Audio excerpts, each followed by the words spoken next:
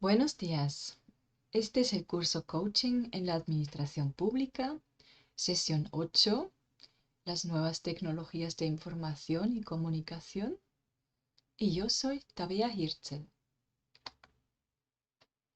En la sesión anterior mencionamos el impacto que tienen los medios que usamos para comunicarnos un poco encima. No quedó del todo claro hasta qué punto realmente dependía solo de la tecnología o eran otros aspectos que nos llegaron a ser más conscientes gracias a la novedad de las tecnologías. Nos quedamos en términos muy generales. Por eso, en esta sesión nos centramos completamente en este tema y analizamos en qué medida las nuevas tecnologías cambian la forma de comunicarnos y cómo mejorar estos aspectos.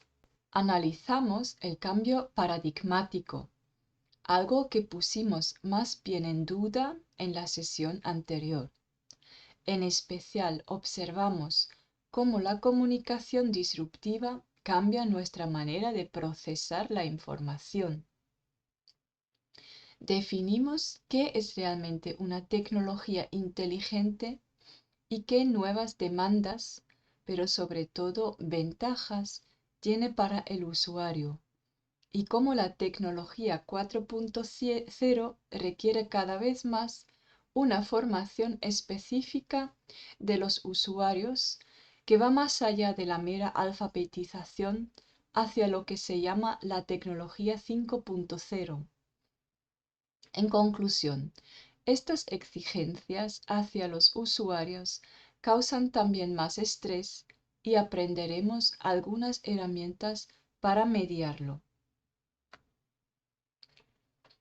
Empezamos con un juego.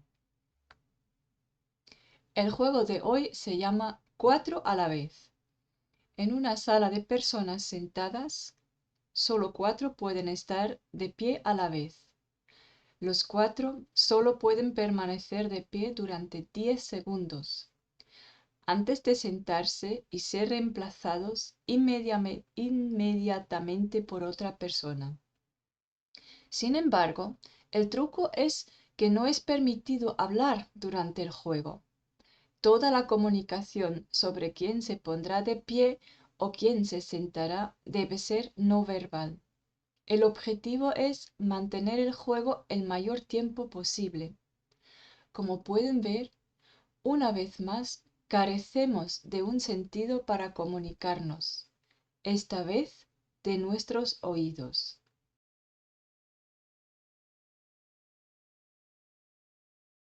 ¿Qué es un paradigma? Se suele definir como ejemplo, pero me parece algo amplio esta definición. Normalmente con paradigma nos referimos a un conjunto de teorías que pueden incluir incluso conceptos visuales muy concretos y que definen cómo algo es y cómo se hace.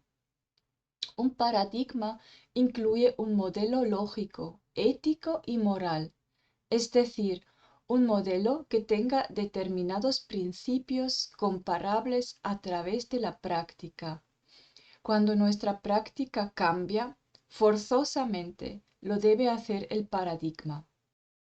Según Orihuela Colliva y Santos Pascualena, cada nueva tecnología impone una nueva cultura, transforma los modos de relacionarnos, informarnos, educarnos, entretenernos y hacer negocios. Pero en concreto, ¿qué cambia? Cuando pensamos en las nuevas tecnologías 4.0, se nombran los siguientes cambios.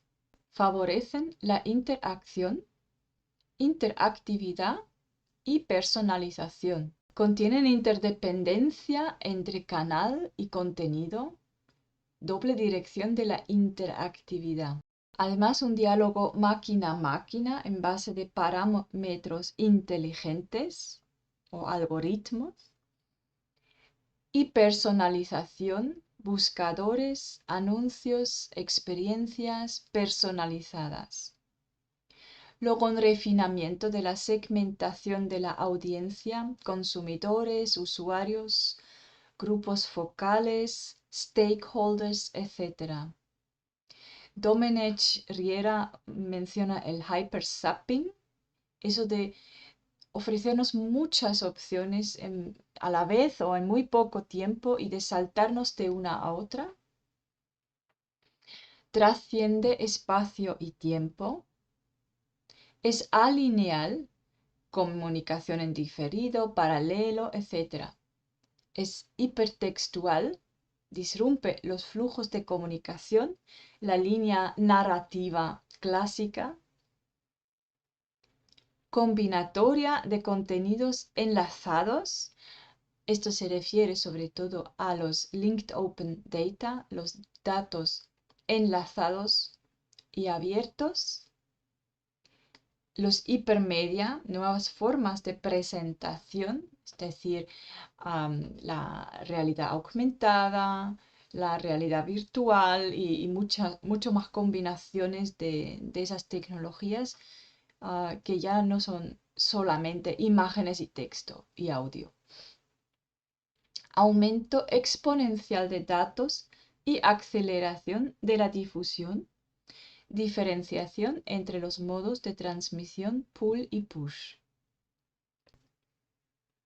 En lo siguiente veremos estos aspectos con más detalle. Las nuevas tecnologías se asocian con progreso, comodidad y eficacia. Actualmente los usuarios rondan el 37,2% de los mayores de 14 años, lo que es casi 14 millones y la gran mayoría de los usuarios de ordenadores aquí en España. Son datos de un estudio de 2021 y varían un poco según la estadística. Pero sin duda se puede decir que las nuevas tecnologías de comunicación, las llamadas NTIC, afectan a una gran parte de la población. Cuando hablamos de ciberespacio, ¿de qué hablamos realmente? Mucha gente simplemente lo entiende como un sinónimo para el Internet, pero Internet es más que navegar con un navegador para buscar alguna información. Abarca también plataformas, servidores que son plataformas dedicadas, intranet dentro de organizaciones cerradas como universidades y las instituciones públicas en general, pero también grandes empresas y redes de amigos, instituciones científicas, servidores en WAN que se conectan de forma ad hoc, como por ejemplo en los videojuegos, almacenados en ordenadores particulares. Un ejemplo se puede ver en la serie Okkupert, una serie noruega. Esto se hizo popular por los terroristas desde 2011, pero existe ya mucho más tiempo sin ser percibido por la mayoría de los usuarios y tenía al principio sobre todo un enfoque académico. La disrupción es otra palabra de moda que no significa nada más que la distribución de la comunicación en el espacio o tiempo. El correo postal siempre fue una disruptiva en este sentido, pero muchas veces nos referimos a algo más con este término. Lo usamos para definir cualquier tecnología cuyo uso interrumpe el flujo de los procesos actuales y lo sustituye por una nueva forma de hacer las cosas. Lo novedoso en las NTIC no es tanto lo diferido, sino que lo diferido ahora es más cercano a una experiencia en persona. Las cartas postales se solían acompañar por fotos, mechones de pelo, flores secas o incluso ser perfumadas para dar alguna sensación de presencia del autor en ellas. Con el correo electrónico, esto se perdió en cierto modo y fue sustituido por las presentaciones PowerPoint, los enlaces de vídeos y documentos adjuntos. Lo que realmente cambió la experiencia fueron los mensajes instantáneos, porque permitían reaccionar en un tiempo mucho más corto y alcanzaron la cercanía de esta manera. Su popularidad hizo que se desarrollaron hacia los mensajes audiovisuales y las plataformas de microvídeos tales como TikTok. El impacto negativo de la gran facilidad que ofrecen estas herramientas es la saturación. El 16% de los usuarios tienen más de 4 cuentas. Casi el 30% recibe entre 21 y 50 correos a diario y 43,8% envían entre 5 a 20 correos diarios. Como siempre, los datos dependen de las fuentes y pueden variar. Una vez más, solo están aquí para ilustrar que afecta a un número significativo de la población y no solo a unos pocos frikis. Reflexionemos sobre nuestro caso concreto. ¿Se reconocen en ello? ¿Qué canales usamos en nuestro trabajo diario? ¿Cómo los gestionamos? ¿Qué retos detectamos? ¿Cómo nos hace sentir? Anótenlo.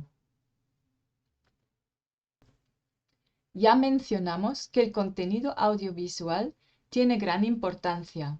El avance tecnológico en este aspecto vino sobre todo por medio de herramientas de conversión y formatos cross-platform, lo que quiere decir formatos que pueden ser usados en diferentes sistemas operativos y diferentes entornos, como el HTML5.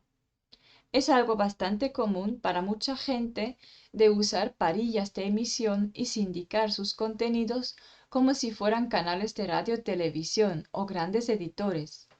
En cambio, ¿qué conlleva esto? Es sobre todo la orientación hacia nuevas fuentes. El usuario no solo depende de los canales oficiales, sino puede elegir de un sinfín de particulares y organizaciones que dedican su tiempo a curar algún contenido audiovisual y distribuir información. Desde la época del COVID, esto ha generado alarma en la administración pública, especialmente por lo que se llama fake news y la percepción aumentada del potencial de desinformación, pero realmente es un fenómeno más antiguo. Para mejorar nuestra comunicación en los medios se intenta crear algunas reglas de oro, no siempre con el efecto esperado. Usamos los siguientes puntos para un debate de reflexión. Siempre recordar que en el otro extremo hay una persona, no es una comunicación máquina a máquina. ¿Esto qué implica? O sí, el uso de correos en la automatización. ¿Cuántos correos recibimos que no fueron escritos por personas?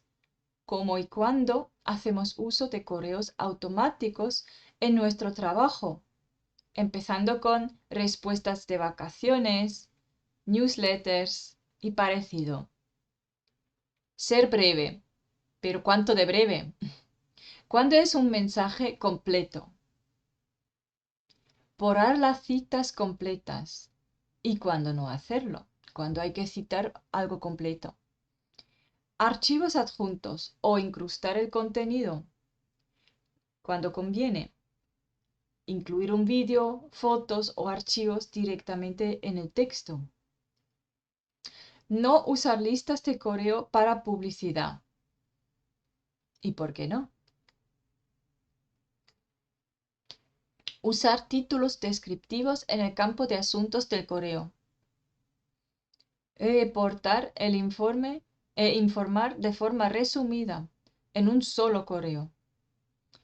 Firmas cortas. Sirven para localizarse. ¿Cuáles son los datos mínimos? Mención del LOPD, cómo, cuándo y dónde ponerla. Estas son algunas de las preguntas claves que tenemos que hacernos a la hora de comunicarnos de forma digital en diferido. Sugiero que nos tomamos ahora unos 5 o 10 minutitos para debatir sobre cada punto en el plenum.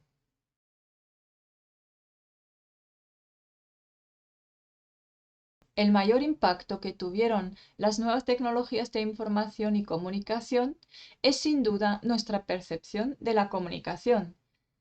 Nuestra vaca sagrada ahora es la información. Donde hablamos en el pasado de la propaganda, es decir, la capacidad de ser reenviado, reimpreso y recontado de algún contenido, ahora nos interesa más la llamada veracidad de la información. Si os fijáis, en los años 50 se hablaba mucho de la propaganda bélica, pero también la propaganda en el quinto poder. Ahora no se usa este término, casi nunca. Se habla de desinformación y se habla de comprobar los hechos de la verdad en la información. Asociado con ello vienen términos como desinformación, fake news, fuentes fiables y similares. Mientras en el pasado se reconocía el poder político de la comunicación, ahora se entiende como algo científico-matemático, con objetividad independiente.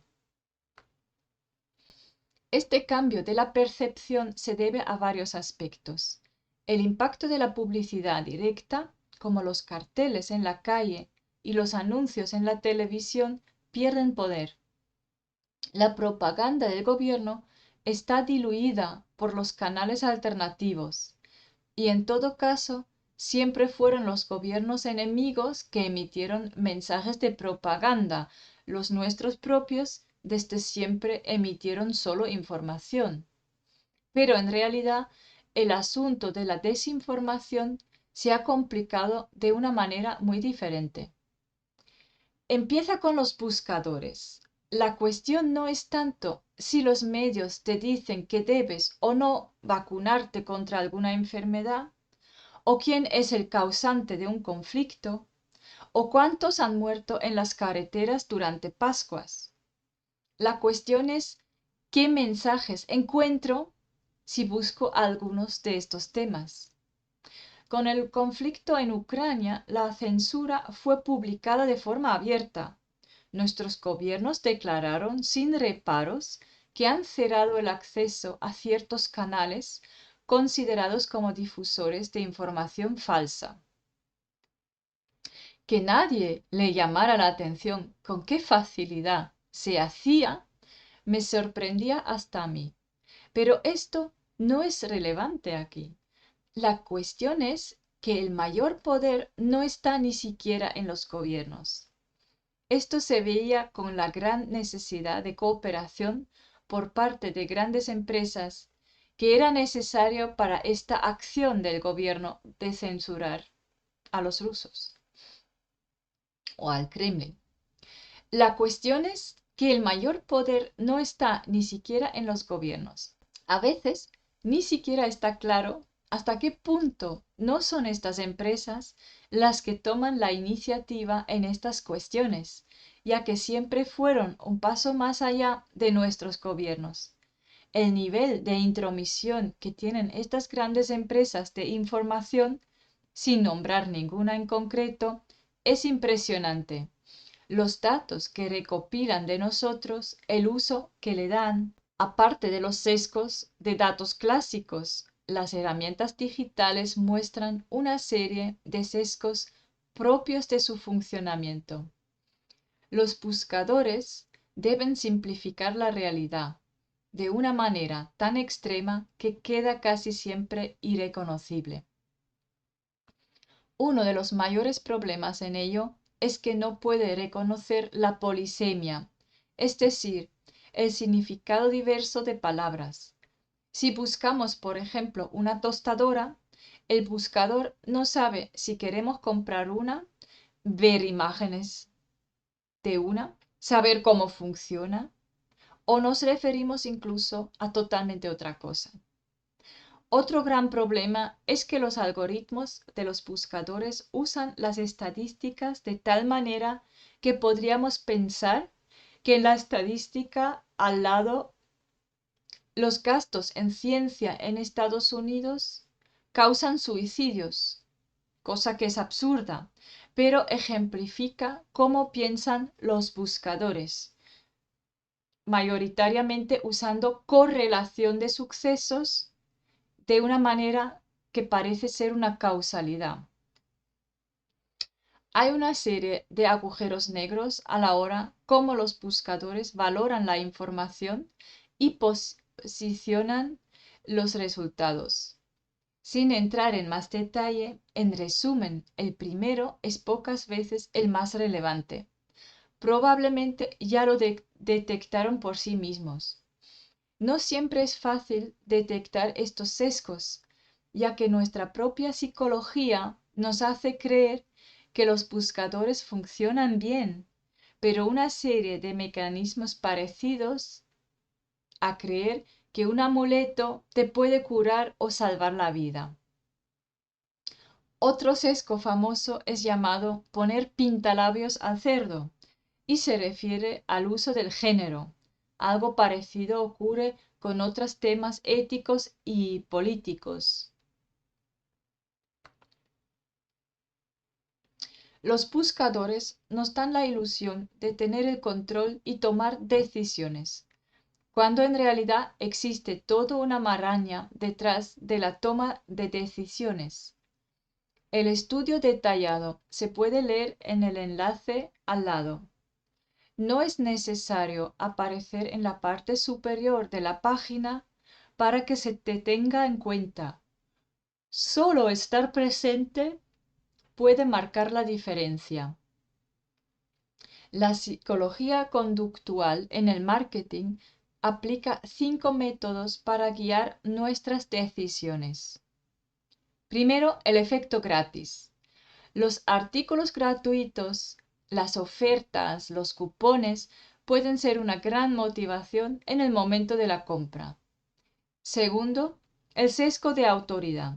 Cuando una marca, un producto o un servicio cuentan con el respaldo de expertos y fuentes de confianza, destacan entre los de la competencia. Tercero, efecto de arrastre. Las reseñas, las recomendaciones y la popularidad entre un grupo de referencia relevante pueden ser muy persuasivas. Los marcos. Cambiar el marco de referencia puede ayudar a los consumidores a replantearse el valor de un producto o servicio. Por ejemplo, pueden destacar ventajas como la comodidad o el ahorro de tiempo. La señalización costosa. Se puede demostrar la naturaleza premium de un producto a través de asociaciones como con un anuncio durante la Super Bowl. Les animo de comprobar estos sesgos por sí mismos haciendo las siguientes tareas. Primero, el sesgo de género. Busquemos la frase arriba. Primero la parte A, después la parte A y B. ¿Qué observamos? 2. Ahora hacemos la traducción inversa. Algo parecido ocurre a la inversa con profesiones que no tienen género en español. Y tercero, sesgo estadístico.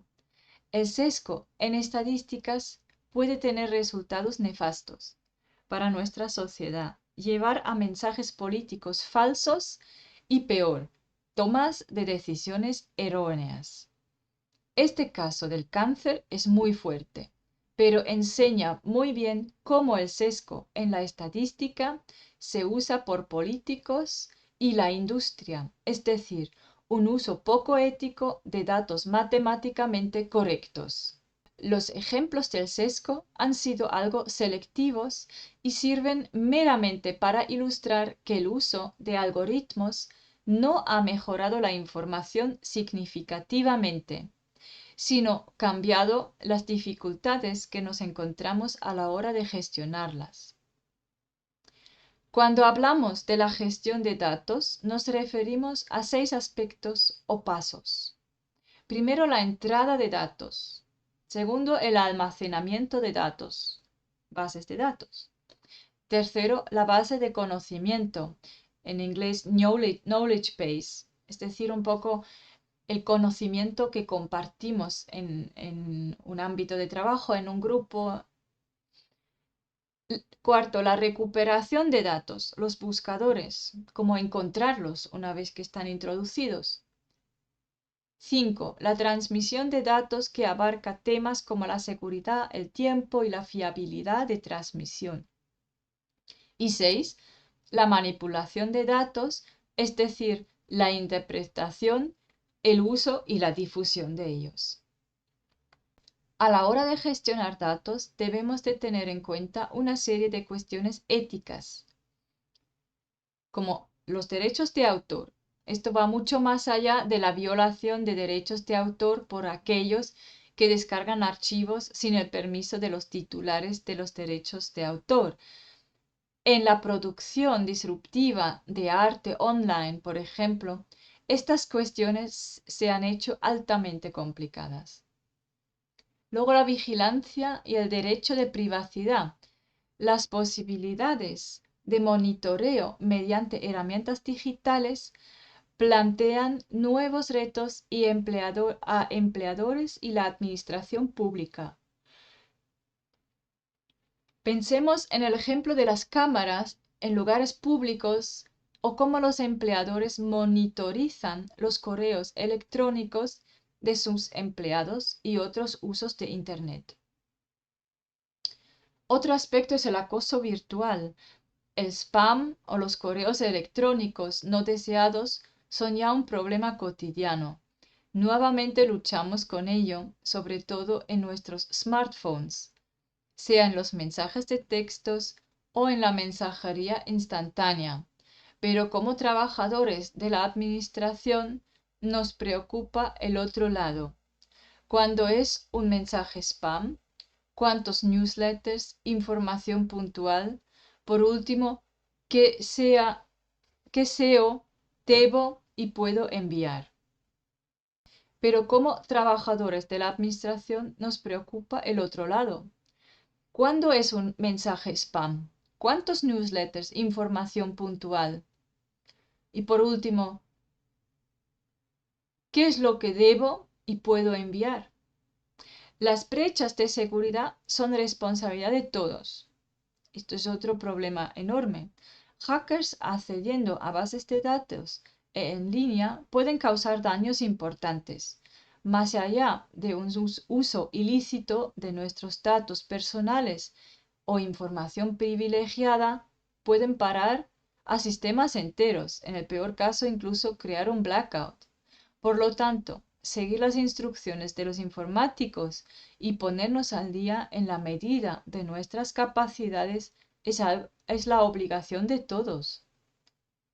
Y finalmente, los virus informáticos pueden generar brechas o explotarlas, pero sobre todo causan molestias y paradas de trabajo. Sitios web instalando cookies y spywares para monitorizar la actividad de un usuario en línea son las formas más comunes de recibir un virus, troyano o formas similares de ataques directos a nuestro sistema. Brechas de seguridad y virus siempre están relacionados, pero en muchos casos los virus son un fallo en el procedimiento humano y no tanto del sistema en sí. Revisando el folio anterior, la gestión de la información bajo la perspectiva ética, reflexionemos en qué pasos estamos más involucrados, cuál es mi responsabilidad directa, qué conocimientos necesito. La tarea anterior sobre los sesgos en la comunicación digital nos debería sensibilizar para el tema siguiente. Obviamente no son las tecnologías en sí que son inteligentes, sino que dependen de qué uso se les da. Requieren conocimientos específicos y necesitan a veces incluso una adaptación de nuestro entorno. Cuando hablamos de tecnologías inteligentes, nos referimos especialmente a dos ámbitos. herramientas conectadas a nuestro cuerpo y herramientas integradas en nuestro entorno. No son los únicos usos, sino los más relevantes para nosotros. He aquí algunos de los ejemplos más conocidos que podemos conectar con nuestro teléfono e integrar en nuestra ropa. Algunos más modernos incluso se integran en nuestro cuerpo, como por ejemplo las bombas de insulina para diabéticos. ¿Cuáles de estas herramientas están usando ustedes y por qué? Las soluciones para el entorno urbano están en auge. Parece que se beneficia todo el mundo. Pero aunque es verdad que llega a todas las áreas de la vida, beneficia a los que tienen el conocimiento y los recursos para hacer uso de ellas. Nuestra ciudad se define como una Smart City española. ¿Saben en qué ámbitos tenemos ya integrados estas soluciones inteligentes y quién se beneficia? Mencioné las tecnologías 5.0. Mientras mucha gente todavía no tiene muy claro ni lo que son las 2.0. Este concepto se basa en la conclusión de que las tecnologías dan un salto en su relevancia, su uso y su significado cuando la gente que los usa evoluciona sus propios conocimientos, habilidades y percepciones. Entonces, ¿en qué consiste la tecnología 5.0? El concepto viene del paradigma, ya saben, la teoría de las revoluciones industriales. Esta teoría incluye la idea de que cada tanto tiempo, casi de forma cíclica, las tecnologías se hacen más complejas y más avanzadas e impulsan nuevas formas de producción que a la vez provocan cambios económicos y sociopolíticos que resultan en una sociedad más progresada, es decir, más rica, con más bienestar y otros aspectos que valoramos. Esta teoría se basa sobre todo en la filosofía económica de Max Weber y la producción de escala. La producción de escala se está poniendo en duda últimamente, aunque solo en sus rasgos superficiales. La principal idea es que estamos progresando hacia una economía que se basa en el pensamiento de ecosistemas. Las herramientas tecnológicas que más se asocian con la fase actual de este cambio son la manufacturación personalizada y adaptativa, el uso de cobots, robots en manada y actuando de forma autónoma mediante algoritmos evolutivos, herramientas para el empoderamiento humano, por ejemplo, para la automatización de tareas, el uso de robots en situaciones peligrosas y el uso de tecnologías para sustituir o mejorar partes de nuestro cuerpo, lo que nos convierte gradualmente en cyborgs. El aumento general de la rapidez y la calidad del trabajo. El respeto medioambiental, ofreciendo soluciones para la producción local a tiempo, con residuos mínimos, nuevas formas de reciclaje y similares aspectos. Según mi definición, todo esto forma parte de la economía 4.0 y los sistemas ciberfísicos, y todavía no llegan a ser 5.0. Además, creo que todo lo mencionado ni siquiera se acerca a un pensamiento de ecosistemas, y la expresión respeto medioambiental contiene un sesgo muy importante que todavía no se reconoce. Pero pueden ver muchas fuentes que usan la terminología tecnología o economía 5.0 de esta manera aquí descrita, ya que es un término todavía en fase de formación y abierto a debate.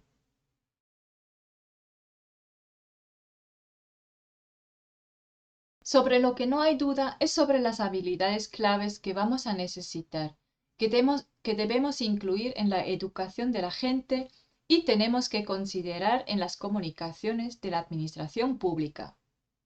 Son las siguientes. Razonamiento complejo. La complejidad es otra palabra de moda. Se cree últimamente que todo se debe a ella y que crea nuestro principal reto. Aunque soy algo crítica con esta posición y pienso que esta idea se debe más a un desconocimiento de la vida cotidiana en épocas históricas que a un real aumento de la complejidad, no se puede negar que nuestra vida tiene una alta complejidad.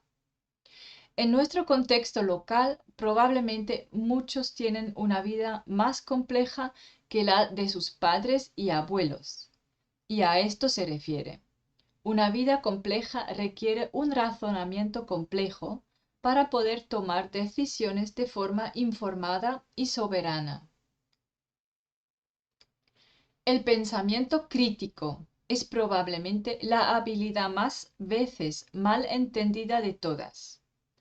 Ya ha calado en la gran sociedad que no es exactamente lo mismo que criticar. Pero ¿a qué exactamente se refiere?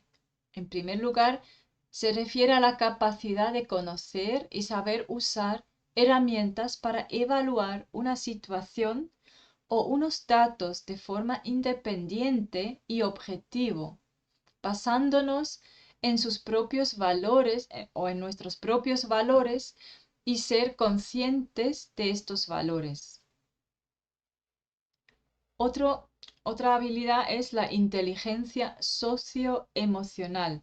Es la capacidad de poder desenvolverse y sentirse a gusto en este contexto complejo a nivel social, es decir, en una comunidad multiétnica, multireligiosa, multilingüe, en resumen multicultural, y en interacciones disruptivas en entornos digitales y entornos inteligentes. La percepción sensorial es un punto interesante. La integración sensorial en el marketing, la comunicación política y la educación es una tendencia que todavía no tiene tanta visibilidad. No es tan nuevo de lo que se piensa, pero está mucho más extendida que hace unos 40 años. Son herramientas potentes para modular nuestras emociones y nuestro subconsciente. Saber que existen, cómo actúan y qué impacto tienen en nosotros es vital para poder actuar como ciudadanos competentes. Y finalmente la creatividad. Es otra palabra que se usa a menudo mal. No tiene nada que ver con hacer dibujitos y la proliferación de apps o plataformas o patentes. Es en primer lugar la capacidad de generar soluciones genuinamente nuevas, donde no las hay y donde las existentes no son suficientes. En este sentido, no es la capacidad de resolver problemas, sino sobre todo de definirlos y redefinirlos. Además, estas nuevas tecnologías nos exigen una serie de capacidades que hasta ahora o bien no era tan importante o bien lo eran por otros motivos. Uno es el trabajo en equipo, no es nada nuevo. Desde las alianzas bélicas en la antigüedad, los gremios medievales, hasta las empresas estadounidenses de la postguerra, jugaba un papel vital en la economía. Lo que está cambiando es cómo se forman los equipos y cómo se comunican. El concepto de usar marcas, nombres para unir un grupo, y redes de comunicación para lograr objetivos en cooperación a larga distancia ha sido un elemento de este fenómeno desde siempre, que no son necesariamente sistemas jerárquicos, es tampoco tan nuevo como se piensa. ¿Qué es lo que realmente está cambiando? La virtualización es sin duda un aspecto importante. Me refiero a que mantenemos cada vez más contactos casi directos o presenciales. Podemos tocar cosas a distancia y estar virtualmente presentes en una cirugía a miles de kilómetros de distancia. Podemos reunirnos con socios mediante una videoconferencia, cada uno en su zona climática y de horarios diferentes. Podemos tener al alcance expertos de cualquier rincón del mundo sin desplazamiento y participar en elecciones mediante un clic. Esto es algo completamente nuevo comparado con cualquier otra época de la historia y plantea retos muy específicos. La imaginación, la verificación de hechos, la comunicación ordenada, porque en videoconferencia no podemos hablar a la vez, son algunas de estas capacidades que requieren más atención. Luego la adaptabilidad parece ser la capacidad que más problemas causa a más gente. No está muy claro si realmente se debe a las nuevas tecnologías o a que estas tecnologías sean nuevas. Quiero decir con esto, en todas las épocas de transición, grandes cambios o crisis, hacía falta que la gente se adaptara con gran velocidad y en grandes pasos. Los que no eran capaces de hacerlo perdieron su estatus, su rol en la sociedad y a menudo la vida. Cualquier transición económica es una época así. Es tampoco tan relevante conocer el origen de la necesidad para esta capacidad, sino entender cómo fomentarla. Para mejorar la capacidad de adaptación se requieren sobre todo tres cosas: aceptar los cambios, disponer de amplios recursos y saber aplicar métodos para reconfigurar recursos y prácticas hacia la nueva situación. La tercera capacidad clave es la de resolución de problemas, que ya mencionamos antes. Incluiría aquí también la de resolver conflictos. Ambas capacidades estudiaremos con más detalle en las siguientes sesiones. Aparte de habilidades y capacidades, necesitamos también nuevas estrategias. En concreto, estrategias de integración que dan sentido a todo lo dislocado, disociado, diferido y adaptativo. He recopilado aquí algunas propuestas de la literatura relevante. No las trataría como una lista completa o unas reglas de oro. Algunas ideas me parecen algo poco reflexionados, pero nos ofrecen un punto de partida para un debate y para reflexionar qué cambios son realmente necesarios. Las estrategias de integración propuestas son: impulsar el aprendizaje experiencial. Me pregunto aquí si realmente son ventajosos mediante una educación en el pensamiento sistemático y lógico, considerando la necesidad de ser capaz de desarrollar marcos para la verificación de datos y hechos de forma autónoma y objetiva. Mover el foco de la organización a los individuos. Aquí me cuesta entender el aspecto integrador. ¿No sería más importante poder generar una visión común y formar organizaciones? Equipos son pequeñas organizaciones. Apoyar a los trabajadores ciudadanos más vulnerables. Otra vez, la mejora de la situación y la integración de ciudadanos desfavorecidos siempre ha sido central para una sociedad equilibrada y justa. Pero integrar no es solo cuestión de derechos, sino también de obligaciones. ¿No deberíamos recordar aquí también que los que más están excluidos de nuestra sociedad son algunas personas que forman las élites, que mediante grandes fundaciones y empresas corporativas se escapan de la participación política y usan herramientas y canales para saltarse varios pasos, influenciando directamente en los legisladores. Dejo estos puntos aquí sin contestar y abiertos al debate.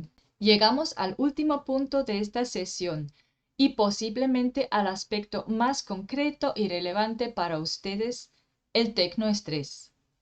Así se define el estrés específico derivado de la introducción y el uso de nuevas tecnologías en el trabajo. Según el Instituto de Seguridad y Bienestar Laboral de Europa, 75% de los ciudadanos creen que las nuevas tecnologías de información y comunicación les quitan tiempo a su vida personal y familiar. Es un dato muy relevante considerando que 97%, casi todos los ciudadanos en situación activa, usan los TIC en su vida laboral, es decir, están obligados a usarlos de alguna manera. Y un 17% sufre un impacto negativo directo en su bienestar por ello. El tecnoestrés forma un tipo de círculo vicioso. Primero, percibimos sentimientos de deshumanización, presión laboral y falta de descanso. Síntomas de tecnoestrés. Esto nos crea una aversión tecnológica que resulta en un autosabotaje inconsciente, resistencia al cambio, mal uso de las tecnologías y malas prácticas, lo que nos lleva a fomentar nuestra propia incompetencia tecnológica, causando la carencia de habilidades, conocimientos y capacidades. Finalmente, esto no hace más que aumentar el tecnoestrés. El ISBL tiene herramientas para medir este tipo de tecnoestrés. No es una simple percepción subjetiva. El análisis intenta responder a cuestiones como ¿cuál es mi situación personal? ¿Dónde siento necesidades de mejorar o formación? ¿Cómo puede lo aprendido, sobre todo la comunicación, mejorar mi situación? El enlace de este folio le lleva a una autoevaluación para analizar su situación personal.